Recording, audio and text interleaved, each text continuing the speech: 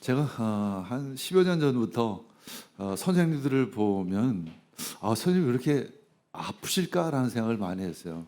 특히 왜 이렇게 마음이 많이 아픈 거를 보게 됐어요. 그때.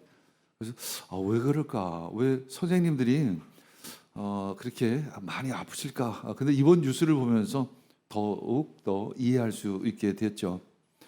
쉽게 해서 정상적인 정상 훈육도 때로는 정서적인 학대가 되는 그런 세상이 되어버렸어요. 이게 엄청나게 왜곡되어 있습니다. 친구들과 몸싸움을 하면 선생님이 말려야 되는데 큰 소리 치면 그것이 정서적인 학대로 돌아온다는 거예요. 다른 학생들을 괴롭혀도 수업을 방해해도 선생님이 그러더라고요. 걸면 다 걸린다고. 걸면 다 걸린다고. 그래서 힘 있는 학생들을 통해서 아이들을 조금 제지하기도 한다는 거예요. 아이들이 말한대요. 선생님 그러면 내가 아동학대로 신고할 거예요. 뭐 이렇게까지. 이게 참 심각한 거죠. 이게 사실은 다 전부 과도기예요. 과도기. 참 과도기고 아이들의 사랑. 선생님들 사실 저도 학교에 있었지만 어떤 자부심, 어떤 긍지를 가지고 그게 있지 않으면 아이들 가르치기가 참 어려워요. 근데 그런 긍지가 다 사라진 시대, 좋은 권위도 다 사라진 시대. 누가 피해자인가 이렇게 해보면 우리 모두가 피해자이죠. 근데 이런 얘기를 해요. 일부 학부모들이 그랬다 이렇게 얘기해요. 일부 학부모들이. 그래서 이제 직접적으로 이제 민원을 통해서 그래서 교사 선생님이 스스로 목숨을 끊은 경우에는 막 인터넷에 이제 올라오고 막 인터넷에 또 그 사람을 공격하고 그래서 장사를 못 하게 되는 경우까지 벌어집니다. 여러분들 일부 학부모일까요? 여러분들 오늘 청장년 장년층이 일대일 수료를 했는데 여러분들은 어떠하십니까? 제가 보기엔 다 그런데. 근데 일부라는 거는 뭐냐면 그것을 표현할 수 있는 어떤 좀 뭐 담담이라고 얘기하기는 좀 그렇고 좀 드센 사람이 표현하는 것이고 대부분 여러분들 아마 아이들 네가 잘못했어 그러고 앞에다가 뭐 이름을 적는다든가 너 끝나고 청소해 그러면 아마 속으로 굉장히 기분 나쁠 것입니다. 기분 나쁘지 않을 사람 솔직히 한번 손 들어봐 주세요. 내가 보기엔 없어요. 훈육을 정서적인 학대라고 여러분들은 다 생각을 합니다. 여러분들 그것조차 구분이 우리에게는 안 된다라는 것입니다. 어른들 사회 사이에서도 그런 얘기들 많이 해요. 우리 집사님들이나 권사님 사이에서도 그런 얘기 많이 해요. 그냥 놔둬. 왜냐면 아직 받는 부모 입장에서 준비가 안 돼 있기 때문에 자칫 시험 들을 수 있기 때문에 그런 의미에서 우리가 이번 기회가 참 좋은 것 같습니다. 여러분들 그 자녀들을 둔 학부형들 한번 진짜 다시 한번 생각해 보시기를 바랍니다. 오히려 감사해야 돼요. 어떤 그 옆에 성도가 우리 자녀들을 어떤 뭐 통제를 하면 그건 우린 통제를 하면 그걸 감사하게 여겨야 합니다. 우리는 어떤 교육 전문가가 얘기하죠. 감정에는 공감하고 행동은 통제해야 된다라는 거죠. 우리가 감정을 공감하지 못하면 통제를 하면 안 돼요. 그러나 우리가 통제하는 것에 대해서 부모님이 옆에서 불쾌하게 여기면은 그것은 대단한 잘못입니다. 그래서 이 기회를 통해서 우리가 그 부분도 다시 돌이키는 그런 시간이 됐으면 참 좋겠습니다.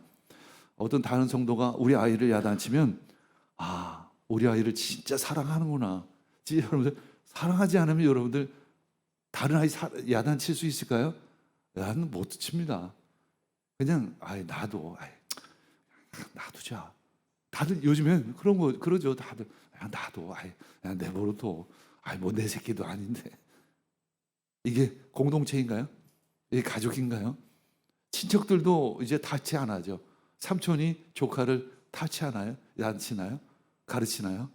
놔둬. 그냥 이런 시대, 이 불신의 시대가 우리는 살고 있습니다. 우린 믿음의 세계로 들어가시길 축복합니다. 그런 의미에서 좀 훈훈한 얘기를 어, 나누면 짜장면 이야기인데 우리 짜장면 하면 어떤 생각이 들어요? 저희 나이 좀 나이 든 사람들은 짜장면 하면 졸업식, 뭐 생일, 부모님이 아버지가 짜장면 먹으러 자 그러면 뭐 좋은 일이 있나 보다 이런 얘기 많이 했죠. 초등학생 2명이 짜장면 집에 갔습니다. 근데 이제 주인 아저씨가 이제 주문을 받으려고 이렇게 서 있는데 지갑을 펼치더니 8,000원밖에 없었던 거예요. 한 그릇 가격밖에 없었던 거예요. 그래서 주인 아저씨한테 8,000원 한 그릇만 주세요. 이렇게 얘기했어요. 그랬더니 주인 아저씨가 이제 메모를 적고는 들어가서 가져왔는데 2그릇을 가져온 거예요. 2그릇을 가져오고 또 콜라병을 또 음료수를 하나 또 주고 그 후에 이제 그냥 돌아가세요. 그렇게 돌아가는데 주인 아저씨가 바깥에다가 이 짜장면 지난번에 그 짜장면 먹고 간 아이 찾습니다. 이런 광고를 냈어요. 왜일까요? 왜? 이 주인 아저씨가 없는 사이에 그 아이가 엄마와 함께 그 8,000원, 2그릇 값인데 한 그릇밖에 안 냈으니까 한 그릇 값 8,000원하고 손편지를 써서 놓고 간 거예요. 그 내용은 대략 자도 나중에 커서 사장님처럼 베푸는 사람이 되고 싶어요. 이런 손편지를 손으로 써가지고 두고 갔다고 합니다. 저 그러면서 그 엄마를 생각하게 돼요.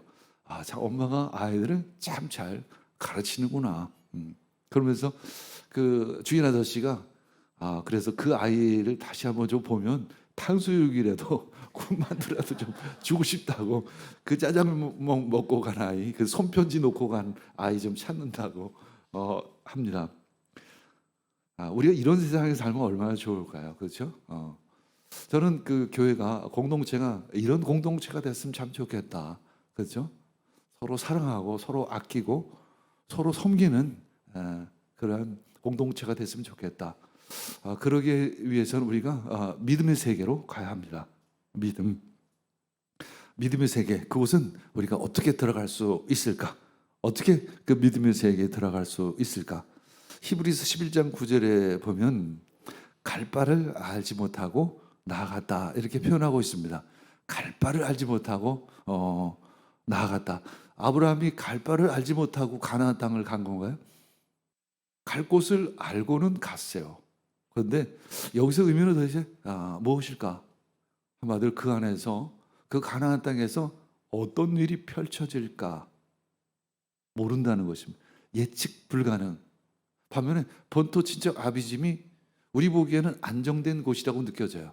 왜 안정된 곳이라고 느껴지냐면 대충 이곳은 어떤 일이 있을 것인가가 예측 가능한 곳이에요. 물론 이곳이 완벽하게 안정된 곳은 아닙니다. 그러나 예측 가능한 곳. 그러나 믿음의 세계는 예측이 안 돼요. 그래서 믿음의 히브리서 기자는 믿음의 세계를 끊임없이 우리에게 말씀하고 가르치고 있습니다. 믿음으로 사는 것이 때로는 어려운 것은 앞일을 예측할 수 없다는 거예요. 때로는 내 마음대로 되지 않는다라는 거죠. 우리가 내 마음대로 된다고 해서 다 좋은 일은 또 안 해요. 뒤집어 보면. 그럼에도 불구하고 우리는 내 마음대로 하고 싶은 마음이 있죠. 넘어져도 실패해도 내가 내 마음대로 하다가 넘어질 거야. 이런 마음들이 우리에게 있습니다. 우리가 누군가를 신뢰한다는 것이 대단히 어려워요, 사실은. 누군가를 의지한다는 것, 누군가를 믿는다는 것이 대단히 어려워요. 내 새끼 내가 알아서 키울 거야. 잘못돼도 내가 책임질 거야. 뭐 이런 마음이죠, 사실은. 그 돈 다치, 건드리지 마 이런 거예요. 당신이 뭐 좋은 마음으로 우리 아이를 이렇게 타치하는 건 알아. 그런데 내 아이는 내가 알아서 할 거야. 난 당신에게 의지하지 않을 거야. 난 당신을 믿을 수 없어. 라는 생각이 우리 안에 깔려 있죠, 사실은. 불신의 세계에서 우리는 살고 있습니다. 그러나 우리는 우리 믿음의 세계로 나아가야 합니다.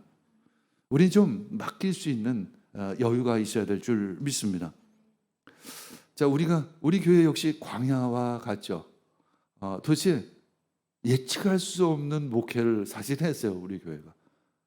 초교파에 뭐 아파트 단지도 아니고 늘 예측할 수가 없어요. 진짜 만나 매출하기를 먹는 것과 같은 그런 심정으로 이 광야 교회를 지금까지 20년 동안 해온 것이죠. 우리가 그렇게 섬겨 온 것입니다. 아파트가 많다는 것은 뭐냐면 그냥 오고 가는 사람이 들어올 수 있다는 거예요. 그것을 어느 정도 이렇게 쉽게 얘기해서 유지가 돼요. 근데 이것은 우리 교회는 하나님 보내주지 않으면 교회가 부흥 내지는 유지할 수가 없는 그런 교회입니다. 그래서 저는 여러분들 오늘 1대1 이렇게 수료식 했지만 한 분 한 분이 너무 귀해요. 사실 그런 의미로 한 분 한 분이 너무 귀해요. 사실 예사롭게 느껴지지가 않아요. 그러니까 그냥 이사 왔으니까 우리 교회 왔구나 이런 것이 아니에요. 많은 교회들은 이제 그렇게 이루어지잖아요. 그래서 오고 나가는 것이 그렇게 어렵지도 않아요. 사실 다른 교회는 이사 가셔서 또 갔구나, 또 이사 왔으니까 새로 오셨구나, 이렇게 이제 받아들여지는 경우가 참 많은데 우리는 참 예사롭지가 않아요. 한 분 한 분이 주께서 다 간증이 있어요. 보면 다 간증이 있어요. 다 간증이 보면 오늘 1대1 수료식 한 분들도 보면 다 간증이 있어요. 우리 정승현 집사가 선배로서 싹 웃고 있는데 우리 정승현 집사도 간증이 있어, 그렇죠? 근데 진짜 보면 다 간증이 있다는 거예요. 그래서 귀한 것이죠. 이것이 바로 참 믿음의 세계예요. 이 광야 교회에서의 어떤 그 간절함. 그래서 우리 왜 여러분들 추석 때 좀 목사님 쉬시죠?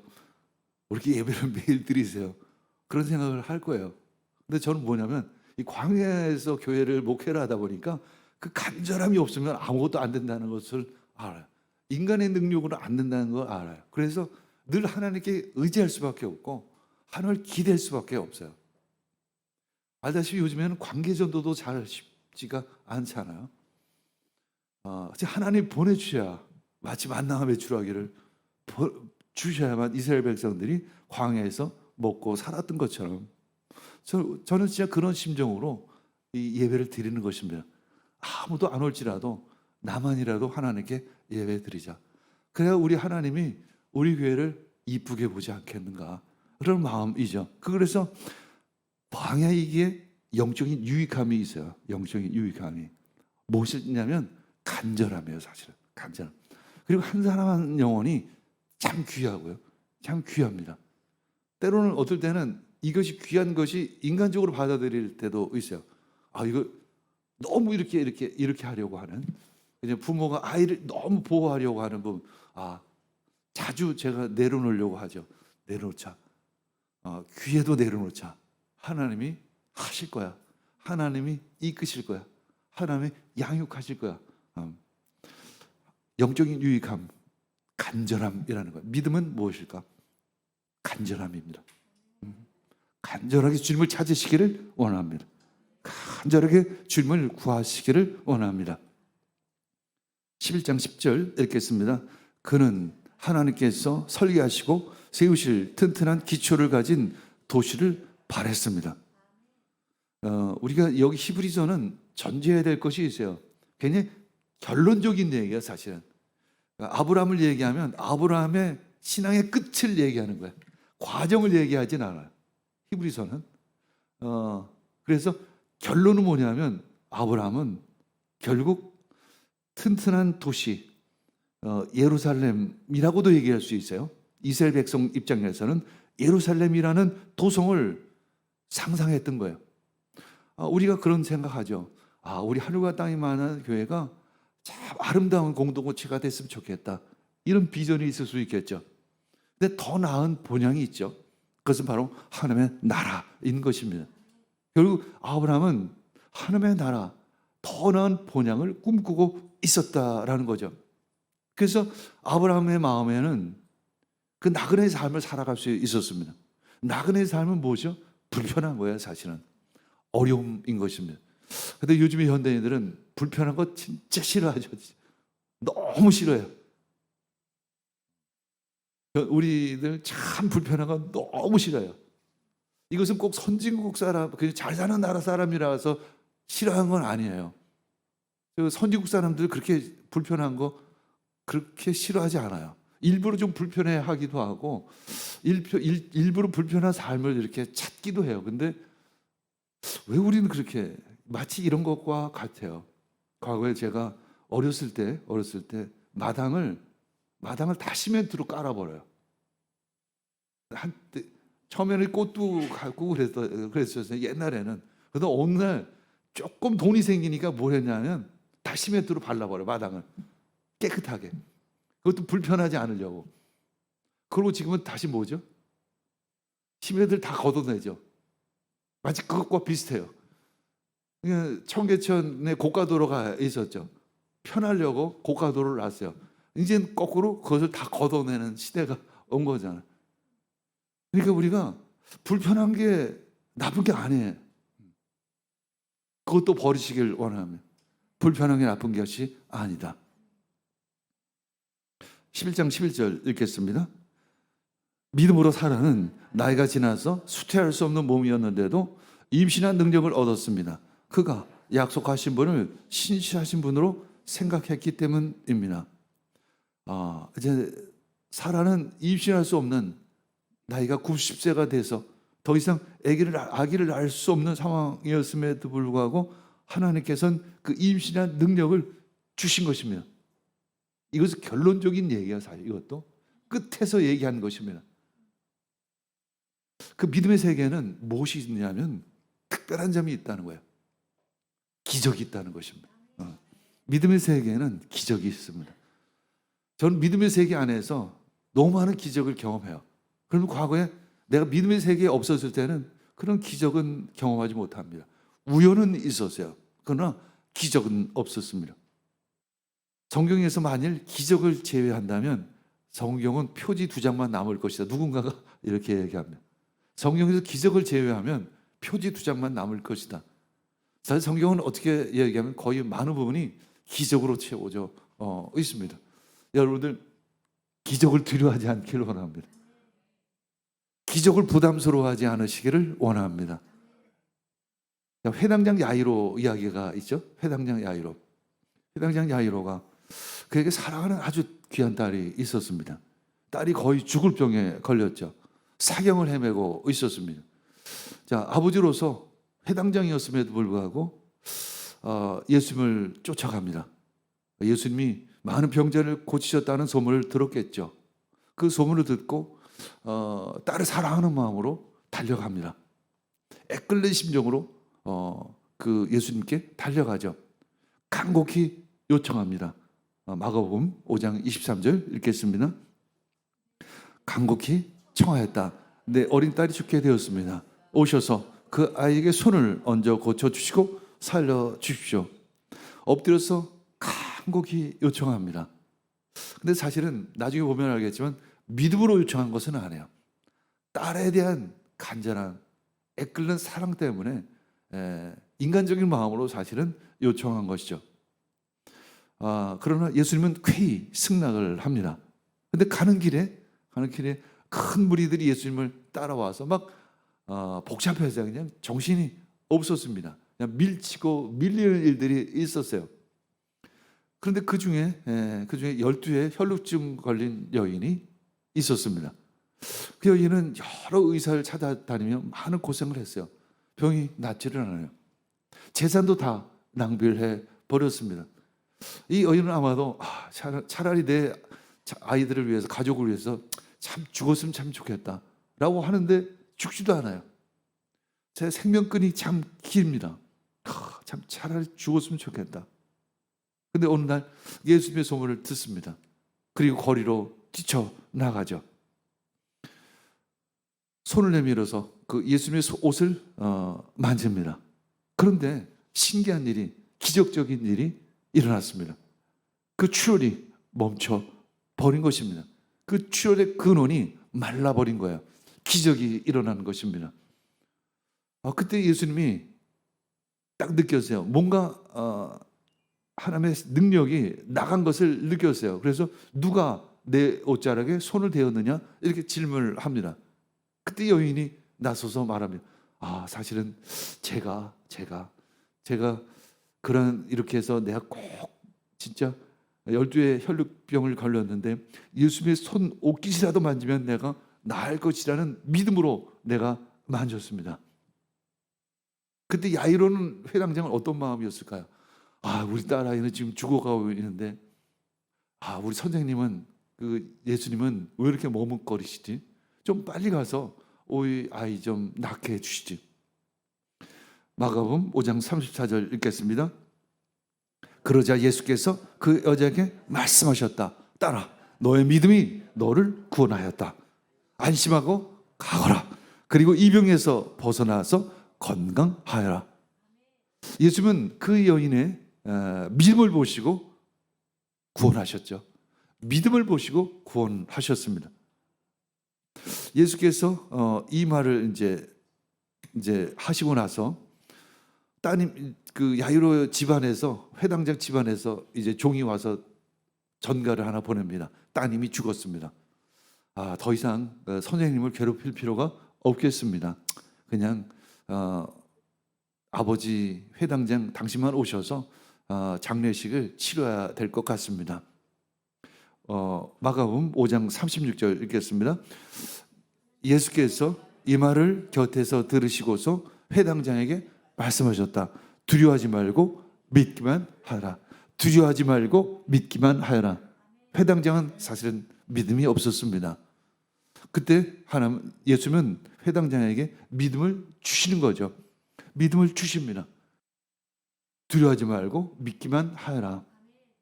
그리고 예수님은 그 회당장 야이로와 함께 집으로 들어가시죠. 그때 많은 이들이 이제 통곡하며 울고 있었습니다. 곡을 하고 있었던 거죠. 그때 예수님은 그들에게 말합니다. 어찌하여 너희들은 울고 있느냐. 그리고 잠잠케 합니다. 그 아이는 죽은 것이 아니라 자느니라. 그때 사람들이 이제 비웃습니다. 아이, 무슨 그런 일이, 이미 숨이 끊어졌는데. 그때 예수님은 사람들을 다 보내신 후에 아이와 부모만을 데리고 아이가 있는 곳으로 들어갑니다. 마가복음 5장 41절 읽겠습니다.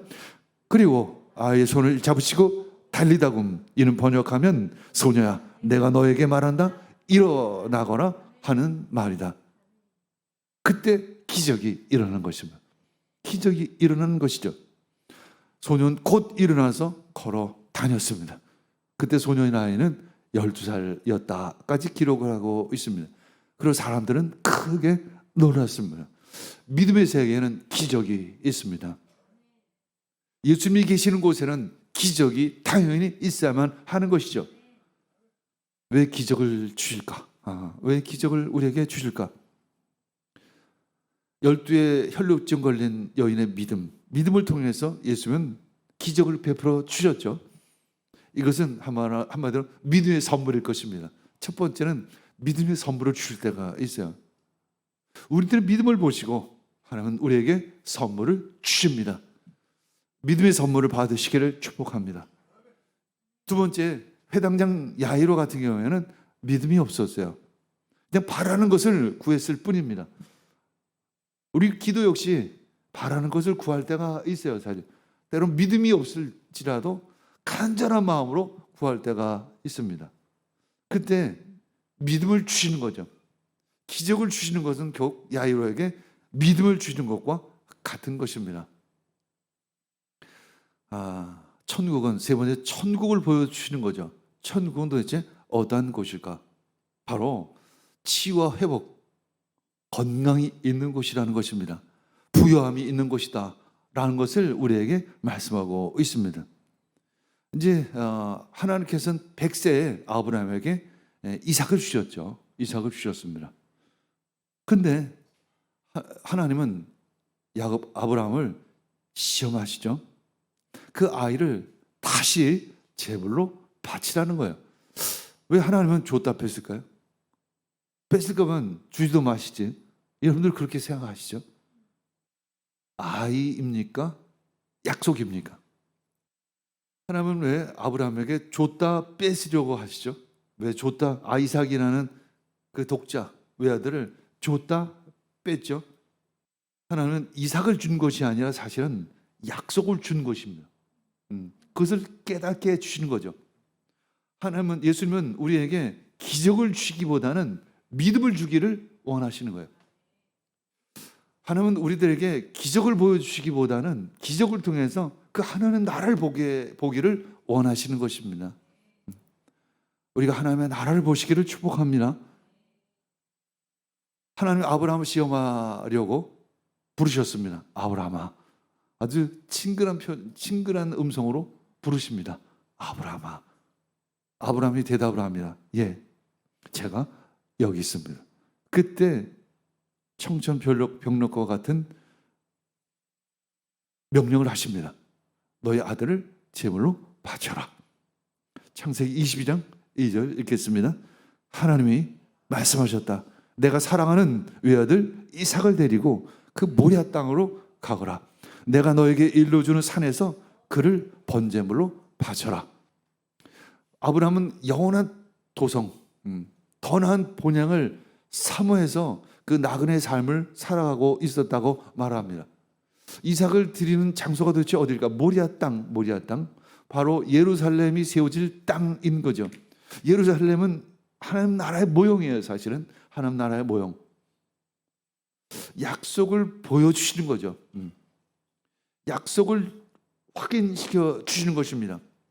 내가 일러줄 산, 그 모리아 산, 후에 예루살렘이 세워질 그 성, 그 하나님 나라의 모형, 그곳에 가서 이삭을 드리라는 것입니다. 결국 그 약속은 어떻게 이루어질까요? 약속은 이삭을 통해서 이루어지는 것이 아니라 엄격하게 얘기하면 하나님을 통해서 이루어지는 것입니다. 하나님이 이삭을 통해서 이루실 것이지만 결국 주원은 하나님이시라는 것입니다. 우리는 이삭이 중요한 것이 아니라 바로 하나님이 중요하다는 것을 아브라함이 알기를 원하는 것이죠. 네가 믿어야 할 것은 이삭이 아니라 바로 하나님이라는 것을 다시 한번 믿음을 주시는 것입니다. 그래서 다음날 아침에 일찍 아브라함은 순종을 합니다. 일어나서 나귀의 등에 안장을 채웁니다. 그리고 두 종을과 아이 이삭을 함께 데리고 이제 번제에 쓸 장작을 준비해서 그걸 다 쪼개서 다 다듬어서 다 준비를 해서 그리고 하나님께서 말씀하신 그곳을 향해서 길을 떠납니다. 이제 사흘 만에 멀리서 보니까 그 장소가 보여요. 하나님이 지시하신 그곳이 보입니다. 종들에게 말합니다. 이제 내가 내 아들 이삭하고 예배를 드리러 올라갈 터인데 너희들은 나귀와 함께 우리들을 기다리고 있어라. 이제 아브라함은 번제에 쓸 장작을 아들 이삭에게 지웁니다. 장작을 이삭에게 지어요. 마치 예수님이 십자가를 지고 골고다 언덕으로 올라가는 모습과 같습니다. 그리고 자신은 불과 칼을 챙기고 두 사람은 함께 걸어 올라갑니다. 그때 아들 이삭이 질문합니다. 좀 이상한 거예요. 아버지, 왜 그러느냐? 근데 불과 장작은 있는데 번제로 드릴 어린 양은 없는데요. 어떻게 된 거죠? 아브라함은 그 얘기를 할 수가 없어요. 말로는 할 수가 없었어요. 어떻게 아브라함이 대답을 했을까요? 아브라함이 어떻게 대답을 해야 참 뭐라고 얘기하지? 너야. 이렇게 얘기할 수도 없고 뭐라고 얘기하지? 그때 어떤 믿음의 선포를 하게 됩니다. 22장 7, 8절 읽겠습니다. 아브라함이 대답하였다. 야, 번제로 바칠 어린 양은 하나님의 손수 마련하여 주실 것이다. 그리고 두 사람이 함께 그 길을 갑니다. 이것이 바로 믿음이에요. 하나님이 하실 거야. 하나님이 하실 거야. 제가 옛날에 한 40년 전에 교직 생활과 지금의 삶을 비교해 보면 너무나도 큰 차이가 있어요, 사실은. 그때는 본토 친척 아버지 집과 같죠. 제가 교직을 선택한 이유는 안정된 삶을 위해서 교직을 선택했어요. 근데 지금은 어떻게 보면 불안정하다기보다는 그냥 광야와 같은 삶이죠. 진짜 광야 같은 삶이에요. 늘 기도해야 하는 것은 뭐냐면 하나님의 손수 준비하실 거야. 이런 마음이에요. 하나님의 준비하실 거야. 하나님이 예비하실 거야. 그것은 좋은 일이 있어도 그렇지만 어려운 일이 있어도 그래요. 근데 사실은 믿음의 세계에서 보면 좋은 일이 절대 좋은 일이 아니에요. 믿음의 세계에서는 그렇더라고요. 좋은 일이 사실은 영적으로는 굉장히 힘든 시간이에요, 사실은. 근데 눈으로 보이게 인간적으로는 힘들고 어려운 일이 영적으로는 가장 좋은 시간이에요, 사실은. 그럼에도 불구하고 우리는 좀 좋은 일이 있으면 참 좋겠다 하고 얘기하죠. 참 출세했으면 좋겠다. 여러분들 입장에선 출세했으면 좋겠다. 참 좋은 집 있으면 참 좋겠다. 잘 됐으면 참 좋겠어 라고 이야기를 합니다. 근데 사실은 대부분 내가 목회를 하면서 거의 90% 이상은 좋은 일이 있잖아요. 그럼 영적으로는 굉장히 힘듭니다. 근데 그러니까 좋은 일이 딱 닥치면 어떻게 되냐면 딱 낮아져야 해요. 좋은 일이 생기는 순간, 돈이 잘 벌리는 순간, 사업이 잘 되는 순간 딱 금식으로 들어가야 합니다. 진짜 자기를 낮추는 금식을 해야 합니다. 그리고 오히려 어려운 일이 있으면 오히려 좋은 일이 있겠구나라는 기대가 생겨요, 사실. 어려운 일이 있으면 하나님께서 뭔가 새로운 일을 하시겠구나라는 기대가 생기는 거죠. 하나님이 자기를 위하여 친히 준비하시리라. 이것이 바로 이제 개역개정판에 그렇게 되어 있습니다. 하나님 자기를 위하여 친히 준비하시리라. 근데 하나님을 위해서 준비하시는 것이 결국은 나를 위해서 준비하시는 것입니다. 믿음은 하나님이 손수 마련하여 주실 것입니다라는 그런 고백이라는 것입니다. 그런 믿음과 그런 고백으로 살아가기를 축복합니다. 히브리서 11장 18에서 19절 읽겠습니다. 일찍이 하나님께서 아브라함에게 말씀하시기를 이삭에게서 너의 자손이라 불릴 자손들이 태어날 것이다 하셨습니다. 하나님께서는 이삭을 죽은 사람들 가운데서도 되살리실 수 있다고 아브라함은 생각했던 것입니다. 그러므로 비유하자면 아브라함은 이삭을 죽은 사람들 가운데서 되받은 것입니다. 결국 아브라함은 어떤 시기든지 하나님께서 준비하실 것이라는 그리고 주신 약속을 이루실 것이라는 믿음이 그 안에 있었습니다.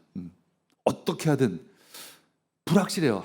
아브라함 입장에서 그것을 어떻게 이루실는지는 잘 모르겠어요. 그러나 하나님이 분명히 하실 것이라는 것만큼은 확신을 하고 있습니다. 처음 말씀에 얘기했죠. 본토 직접 아비 집을 떠나는 것은 불확실한 세계로 들어가는 것과 같다. 믿음의 세계로 들어가는 것은 불확실한 세계로 들어가는 것과 같다. 그러나 결론은 하나님이 좋게 주신다는 것입니다. 결과는 하나님이 복 주신다는 것입니다. 우리는 그것을 믿어요. 우리 아버지는 나를 좋게 해주실 거야. 우리 자녀들이 생각할 거예요. 우리 엄마 아빠는 그래도 어쨌거나 나를 좋게 해줄 거야. 그런 믿음이 있는 거죠. 그것이 바로 믿음이죠. 과정은 모르겠습니다. 하나님이 어떻게 좋게 해주실는지, 어떤 과정을 밟아 가실는지는 모르겠지만 끝은 좋을 것입니다. 그러나 그 끝은 꼭 죽어서의 끝을 얘기하는 것은 아닙니다. 응답이 좋게 나올 것이다 라는 거예요. 내일의 응답일 수도 있고 모레의 응답일 수도 있고 1년의 응답일 수도 있는데 이 사건의 결말은 좋게 결말을 지어주실 것이라는 그런 확신이 우리에게 있다는 것입니다. 그것이 바로 믿음의 세계인 줄 믿습니다.